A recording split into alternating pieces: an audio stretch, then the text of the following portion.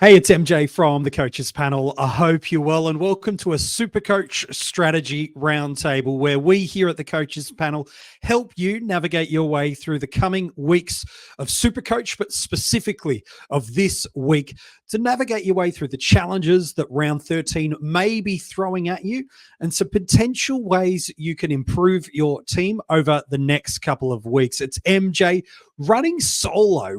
We've missed the last couple of SuperCoach strategy roundtables for a bunch of different reasons, which we shared on last week's Q&A podcast episode.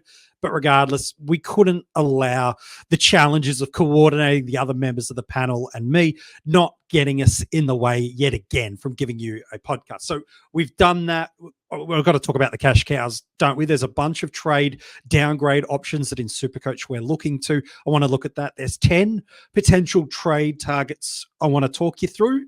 And then we want to help some coaches that just feel like, or not just feel like, they know their season is done from a rankings perspective, giving you some advice about how you can navigate your way through these next couple of weeks and months so that you don't waste, quote unquote, the remainder of your 2024 season.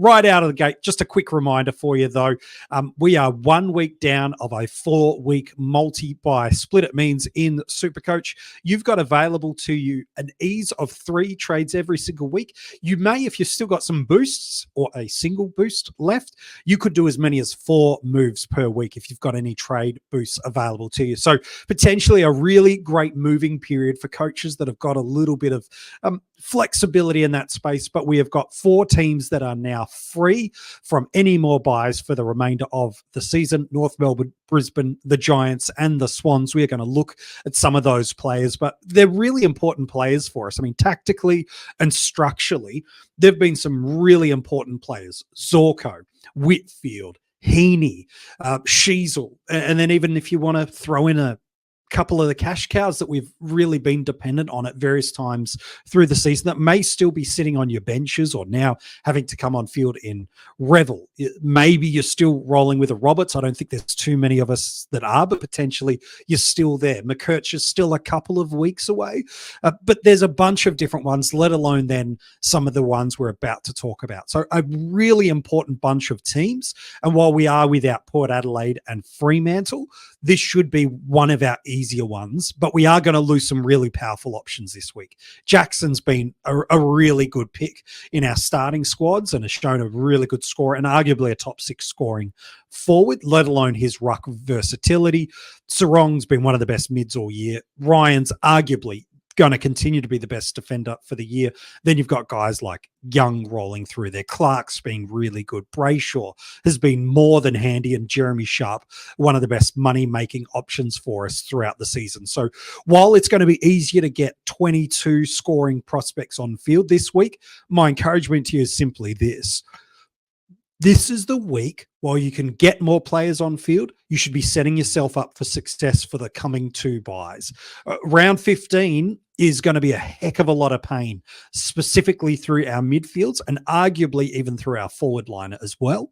So make sure you're looking at that areas of the ground because it could bring some great pain points to us if we're not really careful at all. So just keep that in mind. While this week will feel a slight breath of ease, in contrast, it's not going to be easy if you're looking at the next couple of weeks with any sort of care or attention. Let's talk about the cash cows for a second, because I think we're all honest. We're looking for some downgrade targets now, aren't we? We're looking for some players and prospects that we can top out the cash of players like a Harley Reid, like a Darcy Wilson, a Riley Bonner even. Well, you'd probably hope to get one more week out of them. These are players that have more than done their job for us, and you can move them on. Reid's out suspended, so is an easy trade now. Wilson and Bonner, maybe a little bit more team dependent based on the other moves that you're making. But if you're not moving either of these boys on this week, then you have to roll them for the subsequent following week, given they're going to start to really lose some cash for you. So who are some guys that we could look to bring in? Well, there's 5 trade targets that I think are downgrade options for you to consider. First up is very much dependent on if he is named Thursday night, and that is Leek Aaliyah. He's in at that 190,000 mark. He's got the best break even in the negatives for us, and he's shown, I remember that week against Geelong prior to the bye, he's coming of age. His intercepting is really matured. His lockdown defensive work is really coming along in leaps and bounds. And so while I don't think he is best 22, he has shown when given the opportunity, he is more than capable at AFL level. So I think the Giants have one here. Yet again, they've developed another great defensive unit, and he looks to be long-term a really nice prospect sitting in here. So I do quite like this as an option if named Thursday, because you should start to find, while the defensive line does have some challenges, we still will be missing a bunch of options. Nick Martin in coming weeks, not yet. Nick Dacos in coming weeks, not yet. We should be able to cover the defensive line a little bit more. Players based on ownership potential already have a Sheasel. We'll have Young. We'll have Ryan. We should be able to be okay in the back line, that even if his flaky job security, and it's not flaky because of him, but flaky because he only came in due to covering injuries and absences, and some of them are starting to come back, and he could miss as early as this match, depending on if he gets named Thursday night. To me, I think if he's named, I'd find it really hard to ignore him just because he's going to make me some money. And politely, we've all been carrying some dead weight at D8 for various chunks of the year. So to get that for another spot, whatever, I'm not too fussed by. So to me, Leek I really, really like as a prospect while I have some coffee. Next up, probably one that, again, sits in that flaky job security, but we might just have to go there. Again, not so much for this week, but because of what you're structurally wanting and needing to do and hoping to pick a player that's going to get a couple of more games for you, is Toby McMullen. 123,900 cash cow, does have a negative break even, is a risk vest every single week that there is either green or red on the cards for Toby. But to me, beggars can't be choosers, and politely, there's not a whole ton of great options sitting around, but he's off the bye, he's on the bubble, he's a prospect. So to me, he's one to consider. I don't love it. There's probably one I'm a bit more happy with if I was to advocate for one, but he's a option for you. So if you're looking for a forward downgrade, again, whether it be via Wilson, Reed, you're using some DPP maneuvering. That's the beauty of this year. We've got so much versatility in our team. So for me, he definitely could be one. I really like this call. You've missed a bit of money, but Bruce Revel could still be a prospect. Brisbane are still a few more weeks away from their best lineup coming, and they are missing a bunch of guys for chunks of the season anyway. Will Ashcroft is still at least a month away. And so I'm pretty confident that Bruce, and where he might be one of the best options for us, while not making you the most money, your kind of 80K difference between him and a McMullen, for example, is he should give you security of scoring and availability over these next 3 weeks. And so he'll make you a bit of cash this week. He's shown he's a good scorer. He's got some really good foot skills. And if you believe that the Lions will continue to try to make a late push for finals, then he could be an option. He's a good user of the ball. He does take the game on, a bit of a patchy scorer in SuperCoach. But I think what you're paying up for here with Bruce is you're paying because you believe you're going to get at least 3 on-field performances. If you're not confident that he's got job security for the next 4 weeks, you're not going there at all. Personally, I've got that. And so if you are going, man, I'll spend an extra 80K or not invest an extra 80K on an upgrade because I need the certainty of 18 dots on field at a minimum, then Bruce is perfectly fine as an option. You've missed the boat a little bit, but sometimes it's okay and worthwhile paying up for a little bit more, not just scoring security, availability security. Well, I'm okay with having some dead spots on our team, especially if we're looking for 23rd and 24th premiums and using DPP. We've got a bunch of cheap options that have become available, not just to this point, but still to come over the next couple of weeks. I'm actually not anti you saving the money on an upgrade to get into Bruce. I think he's still a really viable prospect. I know some would be a bit more anti jumping into Bruce at this point in time, but perfectly honestly, I think you're okay, because what's worse than maybe saving $80,000 is getting a downgrade onto a McMullen type. Not saying he won't play the next 3 weeks, but he's certainly volatile availability over the next 3 weeks for sure. Is what's worse is that 80K doesn't really help you with your upgrade cadence over this month, but it could just shore up an extra 100 points in totality over the next month. That's a little bit more worth the 80 grand. Again, this is where it's team dependent. And I don't know, sometimes in the community that phrase has been used as a cop-out, or it's been used as some kind of slander against other content creators. To me, that feels a little ignorant. Team dependent is actually about helping you, as you're listening or watching this podcast, make informed decisions that are unique to your team. There is no one-stop shop universal answer. Everybody's team makeup is different. Everybody's emphasis to a degree is different. Everybody's coaching strategy or ideology or way of doing things is different. And so, maybe I'm on my high horse here a little bit. That can happen from time to time. But when I hear people being negative or cheeky about team-dependent advice, I think it's either a cheap jab, or it's just misinformed understanding that when coaches, whether it be here at the coaches panel or others, say, look, it's a team dependent, it's not a desire to sit on a fence, but rather it's a desire to not give one-stop shop universal answers. When SuperCoach, life, everything has nuances about it, and one-stop shop feedback can sometimes just be a little bit dangerous. Yes, team dependence can be a cop-out, but I'm telling you, for us, it's never that. All right, soapbox off, MJ. Will Dawson, I know a lot of coaches are interested in. And I get why.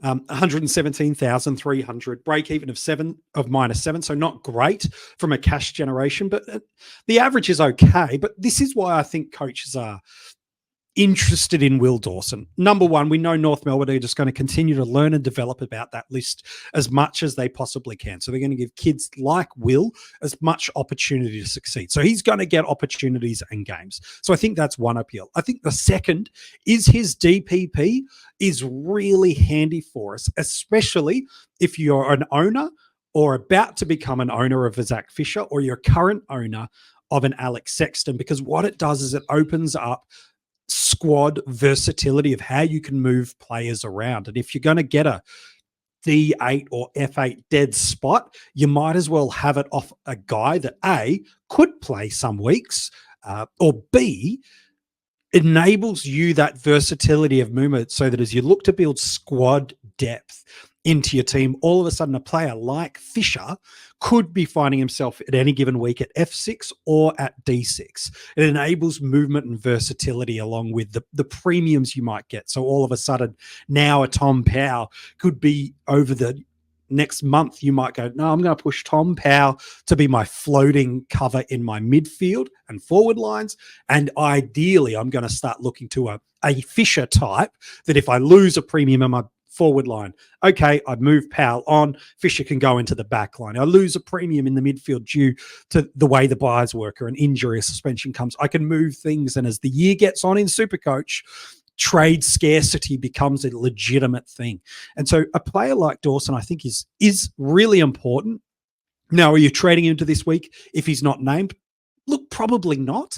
But if he's named on Thursday night, I'm really quite comfortable to get Will, not just because I might need the money that he makes potentially, or the 40 that he gets on field this week. I don't know, there are teams that have Young, Ryan, Clark, Houston, combinations of that, and do have a spot in that defensive line where they could just protect and get an extra 50 odd based on his average in there. So to me, it's not a throwaway spot to get him if he's named on Thursday night. I think his DPP, even more than his availability, is the thing that's of most value and worth for coaches. So he's genuinely one. Look, there are four that could be really, really good. And then there's one that's a big gamble. And it's a huge gamble to do it this week, but I think you could build an argument and a case that outside of Revel, he should is the operative word, get as good an opportunity as any. I'm alluding to the Crows mid forward Billy Dowling. He hasn't played yet at time of recording. It's not been confirmed whether he's the sub or the not. Maybe you're even watching or listening to this and you already know whether he was the sub, what he scored, and if this advice is either just absolutely bat crazy or whether it's been a stroke of genius luck or just somewhere sitting in the middle of them all. But with no Matt Crouch, the Crows have clearly given him an opportunity, and he'll sit through that midfield mix somewhere. Now, whether or not that means places like a Schonberg or a Shelley, who's been in the media a little bit about hoping and wondering whether he'll pick up some more midfield minutes like he spent a few weeks earlier against West Coast. I think the Crows should give him a shot for a couple of weeks, and I think they will. And with no Matt Crouch for the year, I think he's an opportunity to play. At Sandford level, he's shown that he can win plenty of contested ball. He has no problems finding it. I think the concern is the Crows have not been, for a number of years now, favourable and friendly, with the exception of Michael Laney, to really giving us consistent options of cash cows with roles, security in the team and positional security to stay at the AFL level. So it's an absolute big stretch to get Billy Dowling, not Dowling, into your team. And it's not going to help you in a fortnight's time where already in our midfield, we are going to be stretched with options and struggling. So if you are going into Billy, maybe you're already a Revel owner, maybe you're already a Dawson owner, and you're like, man, I just need to free up the cash off a Wilson or a Reed, and I'll just take what I can get. Okay, sure. Just the caveat and the factor is just be mindful that in a few weeks' time, you might have a guy that's just not going to be available and playing.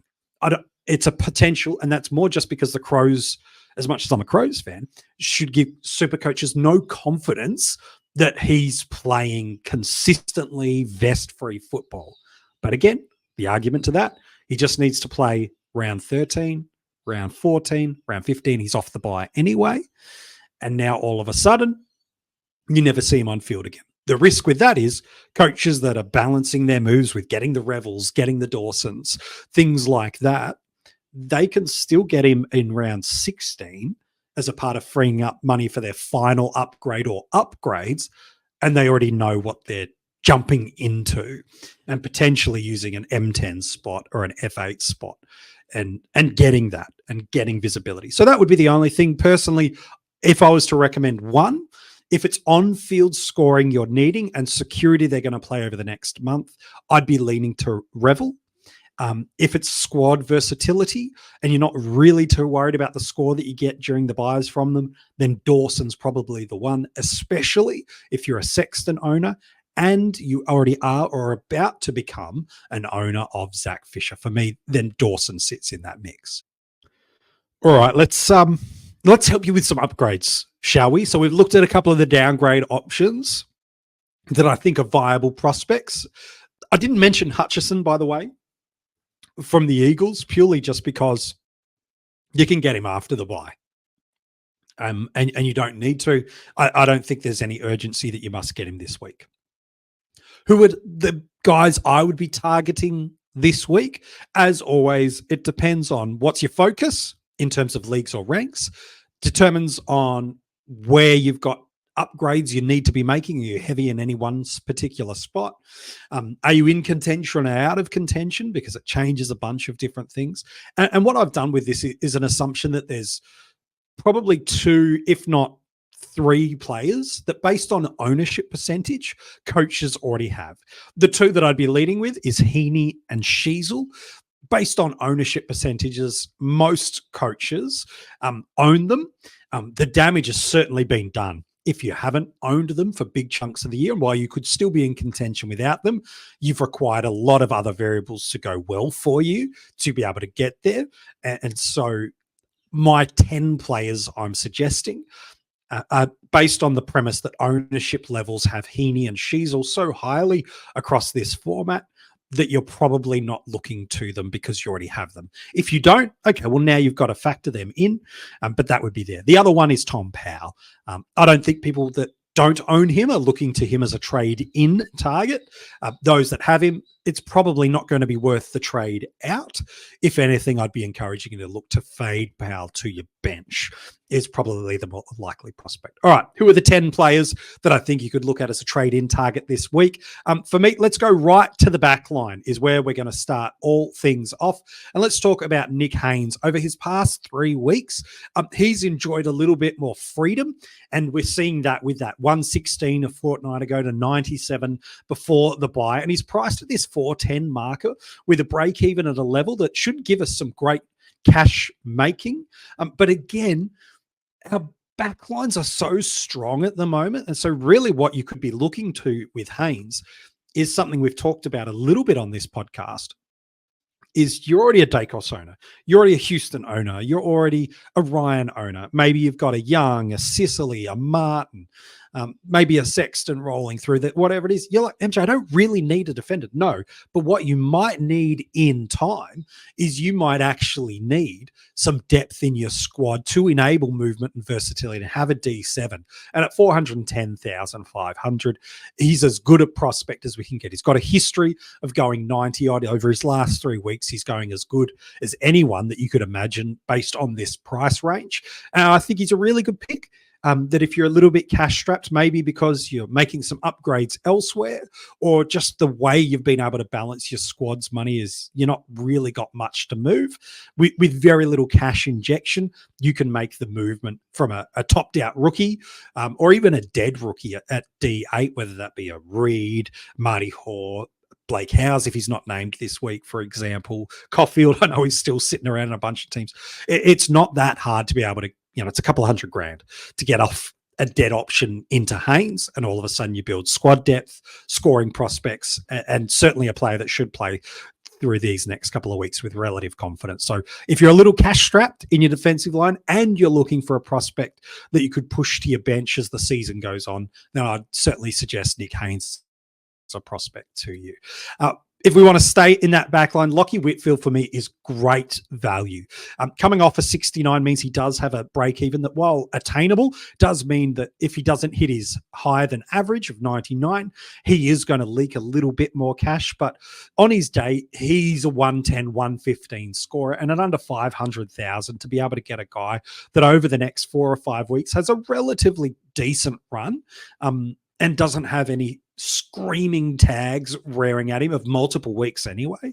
I think you could do much worse if you really wanted to, at spending under 500,000 upgrading to a defender. Now, 100 marker, which is basically what he's sitting at, is probably the base level of what we want for a D6 this year. But for some coaches that moved out of a Martin and a Young, he's not too far away from what they've been doing for us, certainly over the past couple of weeks and months anyway. So if you're looking for a guy that's got prospects of scoring, got legacy and history, and can go on tears and runs. And what I love about Whitfield, a couple of weeks ago, Jaden did a great kind of deep dive for us in SuperCoach around where and how Luke Ryan is scoring. And it's about the quality of ball and the ball use and the placement of where he's getting the ball in defensive 50, and how and why champion data weight that so strongly. And while Ryan and Whitfield are very, very different players in terms of one's a more interceptor, one's a rebounder, there are parallels that we can draw about strong ball use, long kickers of the ball, often rebounding and responsibility of getting the ball out of their team's defensive 50 is there. And so for me, I think if you're on a bit of a budget, again, under 500,000, looking to complete this defensive line a little bit, I think Lachie is genuinely a player that you could look to. So for me, I'm really quite comfortable recommending him. I think he's going to go pretty much what he's averaged at for the rest of the year. His break evens at a space, it's not really dropping in price point, and he's got some good scores banked, not just in a legacy space since Kingsley's taken over, but this year as well. He's been a really decent pick for most of the year. So to me, he's definitely one you can look at. If you want to stay in the back line, the reason I'd be suggesting a Nick Blakey, because he's a little bit more expensive than Whitfield, but politely, he's pretty similar prospect. For me would be as you're looking to create some real unique separation. His ownership in contrast to some of the other players that I might be suggesting in this list or that might be in other teams' defensive lines is purely just you're looking for a guy with ceiling and you're looking for a guy with uniqueness. And that's exactly what Blakey is. 2 of his last 3 are 120 plus scores, and his ownership compared to some of the other guys that have got an average of 100 plus in SuperCoach is crazy unique in comparison to them. So it's probably not the best option, but if you go, MJ, I just want unique in my back line. I want ceiling, and 120 is what I'm defining as ceiling in my back line any given week, then absolutely Blakey's there. And then also, if you just want a guy that's fun to watch, he's well and truly, in my eyes, marching towards All-Australian selection this year. I'm not too sure there's been many better this year in the role that he is asked to play for the Swans. He's been excellent. And so, again, looking for ceiling, looking for unique, this might be your guy in the back line. Let's move out of the back line. Despite him playing in the defensive line, he is available to us as a mid forward. It's the forward that for a lot of super coaches has got away and now priced over 600,000. He's going at 110 for the year. And while he's coming off the back of a 66 and is available and attainable in a week's time, if you like, sometimes when you can afford the best in a line or one of the best in a line, you don't fart around with it, especially if you're in contention, either for winning SuperCoach or winning your league. And this is the guy that in the forward lines that is taking ground against you every single week. Yeah, he's expensive, but also let's think about it. We've had some amazing value prospects this year that we either still have, that we're about to get, or are getting this week. Like Zach Fisher's crazy value based on what he's done over the last couple of weeks. Clayton Oliver, while not living up to his potential of what we'd hope, the guy that's got a history of a safe 110 guy is 120 guy is been so cheap. Connor Rosie in a couple of weeks is so cheap for us. We've started with an Elliot Yeo who up until injury was, I think he's going like 110, 113. While he's out of most of our sides, the scoring he gave us, the money he made for us is incredible. Young, Martin, let alone an Isaac Heaney, who is great value, Grundy, Cherry. Like we have been blessed with incredible value this year. So I think sometimes when you can afford to get one of, if not the best prospect in a line, you just need to go there. Now, while I know he is old, injury risk, I think you've just got to take the plunge on this, because if he gets injured, okay, it's a trade. For what it's worth, who's the best forwards from now to the end of the year in SuperCoach? Like, honestly, there's 3 clear standouts to me. And there's some really good SuperCoach options. Jackson's been good. Dylan Moore has been solid. Your Carlton key-pronged forwards have been great. But it's Zorko, it's Flanders, and it's Heaney. And based on ownership, people have Heaney. Not as many have Zorko. So to me, I'm really quite comfortable trading into Zorko. You can wait a week if you need, based on that break even. He might come down in price a little bit. Even if he goes 140, he's not going to go up much, if at all. Well, break even 125 means he will go up. So to me, I'm still quite okay to get into Zorko. I think sometimes we just got to swallow our pride. I know history says that's when the injury comes, but he's the forward taking ground from you every single week if you don't own him. If you can't afford him, you don't have to go there.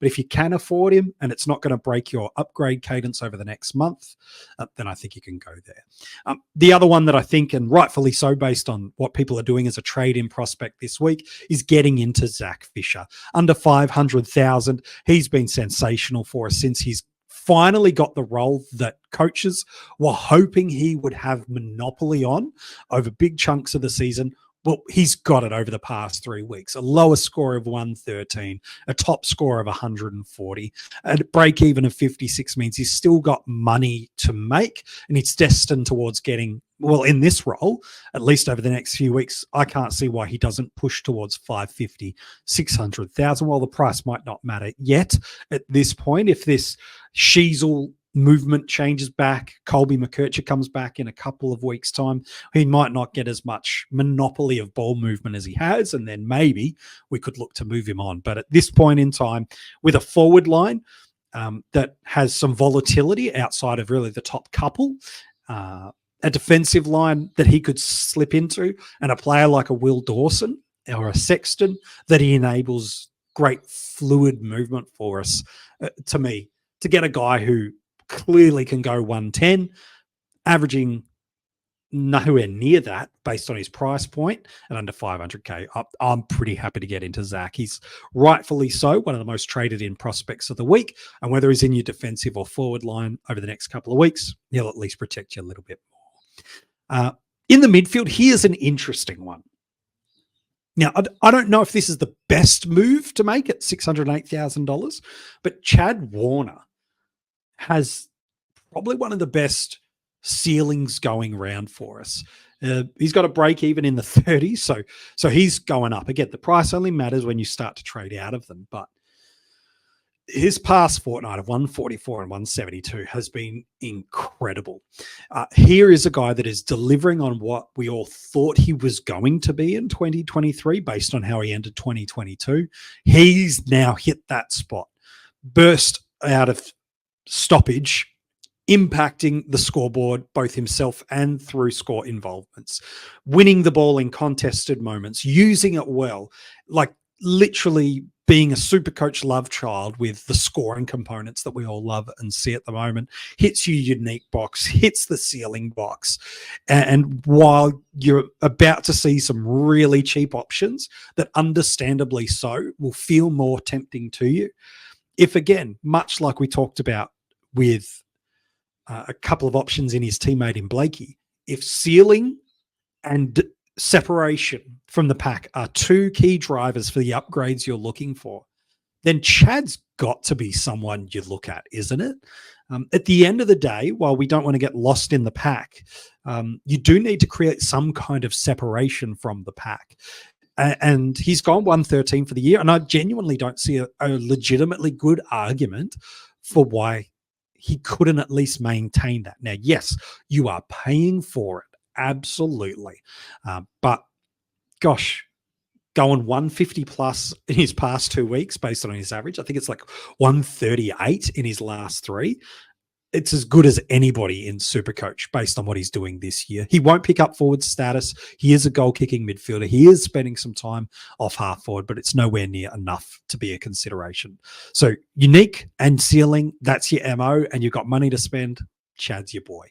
Four last guys I'm happy to suggest in a similar price range is Lockie Neal at 614,000, a little bit higher based on his seasonal average, but he just keeps getting better this season. A 162 sits in his last three scores as well as a 110. He's just been a great SuperCoach scorer for many, many years. And while there might be some other mids that I'm about to introduce to you, and he is very, very much a tag risk most weeks, to me, he's just shown that on his day, he's the best SuperCoach scorer going around. He really, really is. And so to me, if you're like, no, I want to be in a little bit more with the pack. I want to feel a little bit safer in my ownership based on legacy and history and ownership over some other options. Okay, Lockie then really could scream out to you as a pick. But to me, if you're happy to spend over 600K as a midfield upgrade, Lockie's got as good a pedigree as any other midfielder that you could possibly be considering, so he would sit in the mix too. Three more to give you. You could stay with his teammate in Josh Dunkley. I think he's more likely a prospect you'll look at in the other formats. We don't talk about that one on this podcast, though. But to me, again, he's going at 110 plus over the year. He probably doesn't have the same consistency of ceiling that players like a Neal does. At times, his role, not in the midfield, but in terms of his mindset, is a little bit more sometimes focused on negating players. But to me, it's probably not a this week move with that break even of 133. If you're looking to go over 600K and uniqueness is your driver, you're probably looking more for Warner, or you want a bit more security, for sake of a better phrase, in Neal. But again, one of my favorite players to ever own in SuperCoach has been Josh Dunkley. You don't get the consistency of 150 plus scoring that he has done too often. So, yeah, there's a couple of low scores in the last 3 and over the season, but to me, I just like owning Josh. Like, if your season is done and you just like owning players that are fun to own, that score in a bunch of different columns. He tackles well. He wins contested ball. He intercepts when required. He can go forward and kick a goal. He can score 30 points in a 90-second window over 7 or 8 different movements and acts. He's a super coach beast on his day. He's probably not my number one prospect, but he's there. And he's someone that I think you've at least got to look and consider before you're there. But there's probably 2 I think people are going to look at most and foremost. Under 500,000 is Tom Green. Like, this is a guy that for the first few weeks of the year was the top scoring mid alongside Sarong. Looked destined to be pushing 120. But the guy on his day is a 150, he's a 140, he's a 130. He ticks every column of scoring that champion data and super coaches are looking for. And if someone told you that a guy that was only at this price because of an injury, where he was single digits about 4 or 5 weeks ago, you probably wouldn't have thought he was attainable to you. Well, now he is. Him, Oliver, and in 2 to 3 weeks' time, Rosie, you've got 3 guys that have a history of scoring that can range from 105 to 120 on almost any given week. All 3 of them at a bargain price. And look, if you're rotating 2 of those 3 on field, like, that's a really nice option. So is he the must-have pick this week? Well, no, of course he's not a must-have pick, but at under 500,000, if you're looking for a guy that can go 110 from now to the end of the year, if you're looking for a guy that, depending on the matchup, can be a 150 VC option early in the week, and has had his bye and is dirt cheap, you've got an absolute ripper here. So to me, sometimes you don't need to overthink it. He's awesome value. He's not a must pick, absolutely not, but he is awesome value. And again, if you're looking for a guy with ceiling on him and you're looking for a guy that can score really, really well, I'm okay to get my hands on Tom Green. This one might be a little bit more controversial, but I'm happy to throw him in there. It's Luke Davies-Uniacke. I've been on LDU all season. I have not been lucky enough to get off him, and maybe that sums up my SuperCoach season. But I definitely see a couple of things I like about LDU. His last month, he's really turned the corner in terms of his scoring. The fact is, over the last 3, he hasn't dropped under 109. He's got a 150 ceiling in there. He's certainly carrying the team a little bit more. For 2 years in a row now, we've seen him come home like a steam train in SuperCoach and go 120. And then I think the other thing is fixtures do start to come into it a little bit. They're technically always there for us in SuperCoach. It's how we can potentially max out our scoring potential on a player, but you could build a really compelling and argumentative case that North Melbourne, for inside midfielders, have one of the best fixtures going from now to the end of the year. Certainly the final month of the year is awesome, but from now to the end of the year, and with a West Coast matchup this week, yes, a Sheed tag could go to him, but Sheed won't be able to keep up with him at full pace when he's breaking away from clearance, when he's trying to separate from the pack. So you could be rewarded with a 120, 130 straight out of the gate. Now, is it worth going him over a Green, given they're at a similar average for the season? Well, that's where it starts to become a little bit more of interest. But to me, LDU, I've got him running at 120 from now to the end of the year. I think he's shown what he can be. He's found his feet a little bit more. This midfield mix is starting to settle. And I think Sheasel coming into the midfield has actually helped him. I don't think that's just a correlation. I do think that's a causation. Sheasel's ball use just means he's not the only one anymore. He doesn't feel the need to be Hercules and take this team on his shoulders.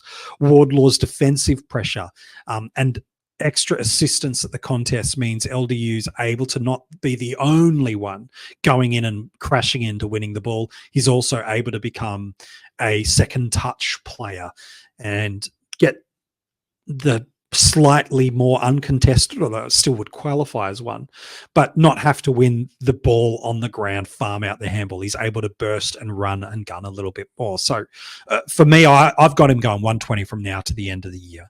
He's not a for everyone pick, whether you don't like it, you don't trust it, you like options cheaper, you like options a little bit more expensive, totally fine. But to me, don't be surprised if he doesn't go 120 from now to the end of the season. I think he's a really good pick. Last thing before we wrap up this solo SuperCoach strategy pod, and to put it lightly, it's not strategy, it's more simplified reflections and advice more than strategy. But maybe we could stay in some strategy spaces before we wrap up this podcast. One of the questions we get asked a lot here at the coaches panel, and I don't understand why we get it too, is sort of from the middle third of the season, let alone to now we're in the back half technically. Coaches that have had a number of variables go against them. Some is luck, some is bad coaching decisions, some is bad selections, some is a combination of all. Is what do you do now that your season's over and you're focused on ranks? It's different in leagues to a degree because I think potentially you're still salvageable depending on your finals are. But, you know, what's top advice for coaches if their SuperCoach season is done? Simply this. Do things that when the pressure was on you to get a good rank, either in previous years or this year, with that off you, what's something that you normally wouldn't do that you could investigate and trial? I remember of multiple SuperCoach seasons. I've had years where I've finished really, really well and been really, really happy and proud of the number that I've been allocated as my rank. And then other seasons over the past decade plus that I've played it, that when people ask, you're just like, I'm finished at. So in those seasons where it's, I finished ranked, here's what I'd tell you if you feel like that's what you're destined to. Try, experiment, learn. Put VCs and Cs on players and matchups that you might not normally do. It's not being silly, but trialing different things. Look to bring in different guys that you might not. Bring in players that you enjoy owning. Do something tactically where you might normally only use one trade on a movement, use two. Try different things to see if you could take some learnings out of the season. Don't just let, if 2024 has gone an absolute basket case for you, for whatever reason, you can dialogue and kind of dissect that in the back moments of the season when the heat is out. But now if the year is done, what can you do that just makes these last couple of months fun? What can you do that brings a level of excitement? And so while others are clamoring for rankings, you're fighting for learnings and you're fighting for fun and enjoyment. Because at the end of the day, winning the 50K is great. Getting a great prize from the guys at SuperCoach is great, but what can you do? Can you choose to really, really narrow your focus on just, I'm going to load up on trying to win a week and going to absolutely go for the first round score? Whatever it is, try a couple of different things that normally you wouldn't do. Because the moment SuperCoach doesn't get fun is the moment you get frustrated with it. And when you get frustrated, you don't want to get involved in it. And playing SuperCoach is one of my favorite things in life, not just for the community around it that it creates, but just the joy that it can bring in life. Life can sometimes have so many challenges. This thing's meant to bring enjoyment and a greater and deeper connection to football. And so if your rank is done, what can you do this weekend? What can you do as you're listening to this podcast? Is there a player that you'd never normally consider trading out, but you're going to split their value and get two moves? And what can you do? Look at it, think of it, trial it, so that you take those learnings into future seasons. And that can help you potentially, you might unlock an ideology that you've never really thought of. It might give you confidence to try something that other coaches seemingly do more natively or with less fear of consequence. You might find yourself finding some freedom and learnings to do it. So yeah, if your season's over, that's okay. I don't know one super coacher that's been playing for more than 3 to 5 years that hasn't had one year where they've gone, my ranking is, we've all had them. It's totally okay. Take the learnings, but don't waste the back half of the year so that you can take every learning you have and reapply it for future seasons. Hey, I want to thank you so much. Whether you're watching this on YouTube, and if you are, comment below and let me know what your trades are this week. I'd love to know. We'll comment back and let you know how you're going with those moves. If you haven't subscribed to the channel, make sure you do that. It's one of the small, simple thank yous that you can do that help the coaches panel out. If you're listening to this as an audio podcast, thank you so much for getting through 45 minutes of me on my own. Well done to you for being able to do that. I hope you've enjoyed the solo pod. I thought you'd rather a solo strategy or a solo SuperCoach pod than no SuperCoach pod. So we wanted to get that to you. But if you haven't subscribed to the channels, whether it's Spotify, Apple Podcasts, YouTube Music, wherever you're getting this audio podcast, gosh, Audible, anywhere. Thank you for listening to it. Subscribe. If it gives you the option to do a 5-star rating or write a review, could you please do that? It's one of those simple things that make a huge difference to us here at the Coaches Panel. And then lastly, if you've not become a part of our Patreon supporter group, are you missing out? Yes, you're missing out. You're missing out in a bunch of different great things. One, it's an incredible community that are always looking to give back and to support one another. So feeling like you're not alone on your SuperCoach journey is one thing you get. You get a ton of additional rewards and content that come your way, from weekly podcasts to a bunch of other things, Q&A responsibilities and answers, access to the panel, and a ton of other stuff. And it's just a nice way to say thank you for the content you might have enjoyed over the season and pre-season of 2024. All the details for our Patreon, where you can find us on social media, and anything else that we've mentioned in this podcast of links, you can find in the description of this episode. Hey, good luck heading into round 13. Best 18. Use those blue dots if you need for your captaincy scores.